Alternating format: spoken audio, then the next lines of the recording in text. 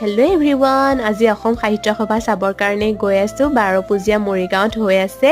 আহিয়ে প্ৰথম দেখিছোঁ এখন কিতাপত ধুনীয়াকৈ অসমৰ জাতীয় সংগীতটো লিখা হৈ আছে। এইখন মেইন গেট হয়, ইয়াৰ ভিতৰেদি সোমাই আহিছোঁ এতিয়া।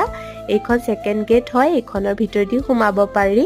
বাণিজ্য মেলা চাবৰ কাৰণে আহিছোঁ। ইয়াত দেখিছে গেটখন ধুনীয়াকৈ বাঁহেদি বনাই থৈ দিছে। এইখন গেট আকৌ খেৰেদি ধুনীয়াকৈ ঢোল পেঁপা বনাইছে। এতিয়া গ্ৰন্থমেলাৰ ভিতৰলৈ সোমাই আহিছোঁ। ইয়াত কবিতা আবৃত্তি হৈ আছে। তাৰ ভিতৰতে লোক নিৰ্মাণ বিভাগে তেওঁলোকৰ ৰাস্তা বনোৱাৰ প্ৰদৰ্শনবোৰ দেখাই আছিলে। এইটো ৰাম মন্দিৰ দেখিছেনে, ইমান ধুনীয়াকৈ মানুহজনে বনাইছে। তেওঁ বনাওঁতে বোলে 2-1.5 মাহ লাগিলে। এতিয়া মানুহ কেইজন মানে ধুনীয়াকৈ এটা গাঁৱৰ পৰিৱেশ ফুটাই তুলিবলৈ চেষ্টা কৰিছে। তেওঁলোকে ইয়াত কুঁৱা, ঢেঁকী, তাঁতশাল সকলোবোৰ দেখাইছে। তেতিয়াহ'লে আপোনালোকৰ অন্য ভিডিঅ'ত আকৌ